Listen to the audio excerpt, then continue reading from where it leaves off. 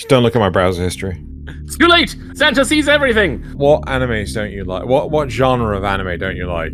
All. You don't like any anime? No. You don't. Oh, here, I give you a Christmas gift. Oh, it's a scarf! I always wanted one of those. I couldn't go and fucking buy one for myself. But what you don't know is that Santa has mirrors for eyes.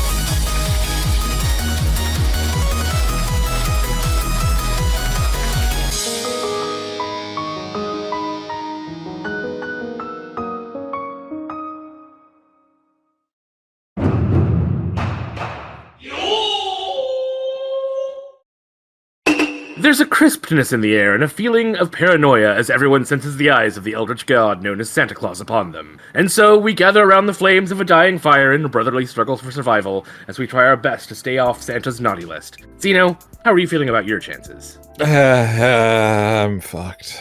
Just don't look at my browser history. It's too late! Santa sees everything! Right, so, which show, as a whole, and not just a character from it, most deserves to be on the top of the nice list? Also, which show is the worst of the naughty list? Wait. This feels like two questions. You're asking me two questions here. Which is the best and which is the worst? Not necessarily the best show, but the nicest show and the naughtiest show. Oh! Okay, so like the most wholesome show. Sure. Yeah. Okay. And the ball-slappingest. Oh my god. Well, I know what the naughtiest show is, much to Nasuth's dismay. Okay, the nicest show, the most wholesome show. Come on, brain. You've got more than one gear. You can get into second gear. Come on. I told you it should be Kobayashi. One of you should have picked Kobayashi, because it's all I can think of. Yes, it is really all I can think of. It's Kobayashi Dragon Maid. It's fucking Kana. Kana's just so adorable. Like, it's Kobayashi's Dragon Maid. I just can't. I fucking can't get anything else out of my head right now. In terms of the ball slappingest bottom of the naughty list, 100% School Days. That show is just, I can't believe I was forced to watch 6 hours of that shit, and it was just awful from start to finish. All right, very good. Xenogelion. If I was naughty and you had to give me an anime instead of coal, what would it be and why? Wait, I had to give you a very naughty anime to watch. Or I just give you a really bad one. Wait, what animes don't you like? What genre of anime don't you like? All. You don't like any anime? No. If it's not a furry anime, I don't watch. Oh my god. Okay. If I was gonna force you to watch Rusted Armor, I couldn't fucking get past. Right, so Rusted Armor is a CG anime, literally like Nasuth and I were talking about it like mere moments ago. But it's like in Rusted Armor, the CG animation is so bad I couldn't get past the first 5 minutes. I couldn't get past the intro because it was just that bad. And it could be a really nice show, but I was like, nope, can't be doing none of this shit. Or I could get you to watch the last, like, was it 6 or 7 episodes of Berserk again and again and again. Just put that on repeat loop. So then, Xeno, Christmas in September. More likely, as you think, as you'll notice seasonal aisles and the jingles appear with but a thought for Halloween. Yep. Which is blasphemy, but that's a conversation for another day. So Xeno, who would most likely be the one to snap in customer service and fully enter their Grinch arc as All I Want for Christmas Is You plays on loop in the back? You know what? I feel like in Japan, they don't have that song at all, right? I just feel like it's just not on repeat 24/7, right? But saying that, I think it would be Yokishi. The name of the cat that's from The Masterful Cat is Depressed Again. I feel that's his name. I could be wrong. It feels too short to be his name. But yeah, I just feel like this like 6-7 foot tall cat would just absolutely lose it in a supermarket if that's all he had to hear constantly. Yukichi. His name is Yukichi. Yes, that's it, Yukichi. So bring catnip when I go Christmas shopping. Got it. Yep, lots of catnip. So Goku. Kind of a complicated one. On the one hand, he left his children alone. On the other hand, that might have been for the best. And that's just, one example in his long and storied career. So assuming every deed so far has him at a 50-50 for naughty or nice, make up a new deciding factor, and which list does it put him on? Right, so actually make up the thing that he's gotten involved in. Right, okay. So we all know that Saiyans basically just don't get old. They're forever young. And I feel like he's gonna he can't really be anything. I was thinking to myself, oh, he could be a politician. That doesn't feel right in the slightest. Good in America. No, but see, that's the thing though. If you think about America, he's too beautiful, right? He would become the next handsome Chad, right? And he would just be a fashion model the entire time, right? He would just be on every fashion magazine. He'd just be like, and that I feel would lead him onto the naughty list, because he'd get power mad. He'd get all muddy obsessed, and who needs Chi-Chi? He could buy himself a new Chi-Chi. That's how much bank he's making because of how handsome he is. My daily struggle. Exactly. Kind of gets it.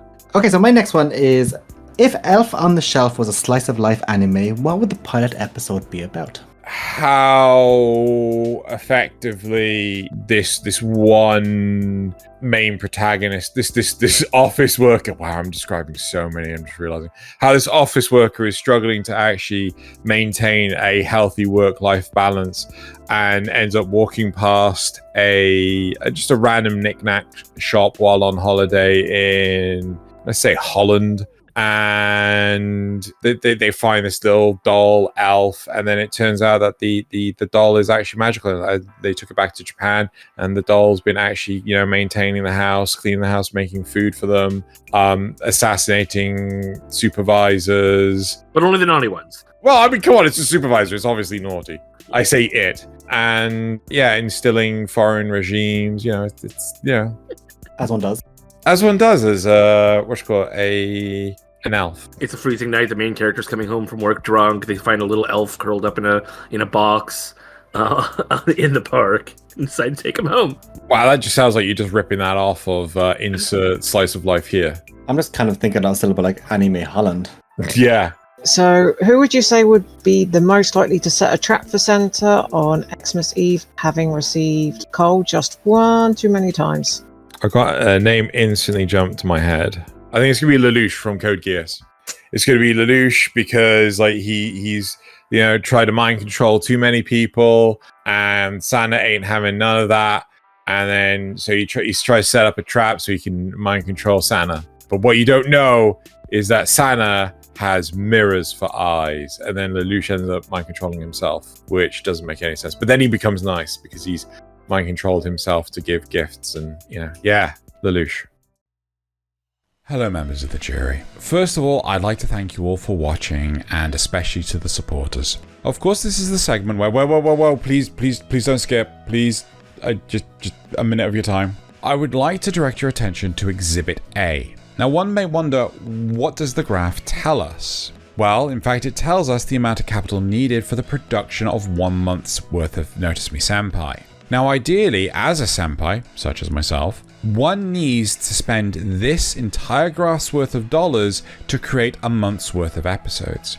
This graph is segmented to reveal where the funds come from and where it goes. The blue and red bits are a combination of supporter funds as well as my own back pocket in order to pay for the video editor. The yellow bit, that's the funds needed to pay for actors to come in, do a merry jig, and then ultimately the show is animated. The issue is that the yellow bit costs more than the blue and red bits combined. I can't afford to absorb the yellow bit too.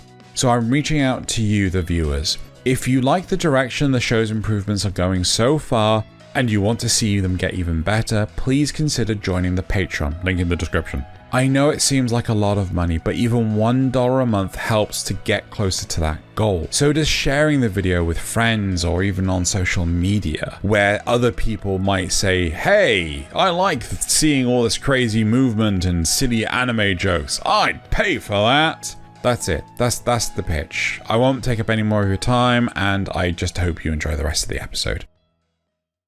On to a really easy one. Can Saitama beat Santa Claus? One eternity later. I can't tell if you're really deep in thought or really I am. No. It's well, obviously not, because he's not real. Oh. I'll leave you to decide which one. I am genuinely leaving it there. I'm not replying to that. That's fine. So, if I got hit by Santa's sleigh and was isekai'd, what would you call the anime? That time I got hit by Santa's sleigh and isekai'd into a world where Christianity was abolished. Working for Santa in a Christmasless world. No. I don't want to say the last bit. And pagan holidays ruled instead. The thing is that's awful answer, but it's also probably very true. What an anime would be called? Yeah. What was there was one which was like that time I kicked my son out of the house because he disrespected his betrothed at a prearranged marriage when he was 17, and his father had to go and apologize in his place. Like, that's not a real one, is it?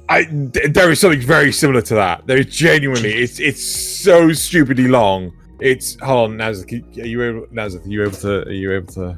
That's the one, Nasuth. That's the one. Hello, I'm the hero's father. I'm sorry for the trouble my stupid son caused. I'm going to on a journey to beat up my son who abandoned his childhood fiance and is doing whatever he wants out there. That's the title I was thinking. Anyway, you know what? It actually is a sequel. It's what? called Hello, Hi, I'm the Hero's Father. This time in a resort atmosphere, we will dive 1,000 meters deep into the ocean. What? Yep. There you go. Okay, random. Anyway.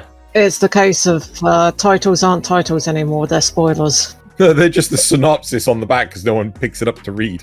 My life is just as wrong as I expected after traveling to another world where I'm surrounded by cute girls at a magical high school and I'm also the fabled hero of legend. But before I tell you that story, I have to tell you this story in which I was walking along with my unbelievably impossibly cute younger sister who doesn't like me at all. Okay. No. So out of all the villains in the anime world, which one do you think would take the role of more Santa because they actually truly just enjoy being that Christmas joy to kids? Okay, here's a question. Are they the antagonist or protagonist of the series? It doesn't matter. Okay, so it doesn't matter. Right, okay. So I'm going to say, because technically in the world setting he is a villain, but he is the protagonist of the series, I'm going to say Eins Ungon. Eins Ungon. Einsama. There you go. Because I genuinely think he would actually... Oh my god, he would look so weird dressed up as Santa. Like, he'd be flying, or like, he'd just be like, you're bigger than the fucking sleigh. You're a moron. What do you think he'd use for his reindeer? Probably some weird gibbering monstrosities. And instead of actually the gibbering monstrosities being able to fly, he would actually basically cast some magic spell to make the sleigh fly, and they're just kind of hanging on for dear life as they're strapped in. I don't know why, but when you said that, I was expecting you to say is that to make the sleigh fly, he just picks it up and yeets it. That's also a possibility. Right, it's time for a new segment, Xeno, that I like to call the obligatory Eminence and Shadow question. Oh, no! So, if Sid Kagano got a present from Santa, how would he react? Like a moron. Like a fucking goddamn... Oh my god. Okay, first off, he would assume that one of his war band, the Shadow Garden would actually get it for him and it wasn't actually Santa. Secondly, he would probably act like he got all slashed and such. So he's just stood there, the presents on the table, and then all of a sudden blood splatter everywhere. Right? And it's just what's going on? And then, faking his own death and then using some crazy horseshit magic to somehow bringing himself back to life. And then he'd probably blow it up along with the neighboring, 10-kilometer radius. That's a pretty accurate answer. Yeah, because the show's shit. A question about Christmas episodes and animes in general, but is there any Christmas episode from an anime that sticks out for being a very, very good depiction of Christmas? I want to say the Chris Broad YouTube channel where he's eating KFC chicken. There aren't that many that actually depict Christmas.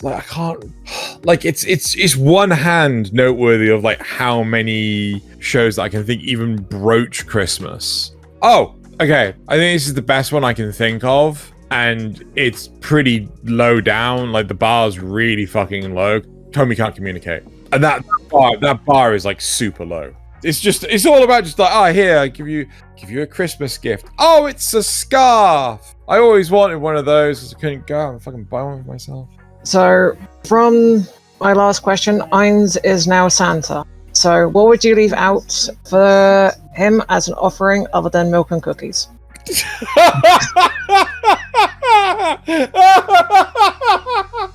Lizard porn. Oh my god. I saw how he didn't stop his scrying with any haste whatsoever. You know, I know he's into some weird shit. Just gonna leave him a box of tissues and a note with a scrawled link URL on it. No, I'll print it out for him. You know, I'll print it and turn it into a magazine and just leave it on the side with a box of Kleenex. Ew. Well, I don't really feel like we've made much progress here today. I can still feel the icy grip of fear that Santa will be waiting just around the corner with a barrel full of flaming coal for me. And so, we bid you bon nuit. It's been a Christmas miracle. Xeno hasn't tripped one penalty anime. Yeah, been on such a roll as of late.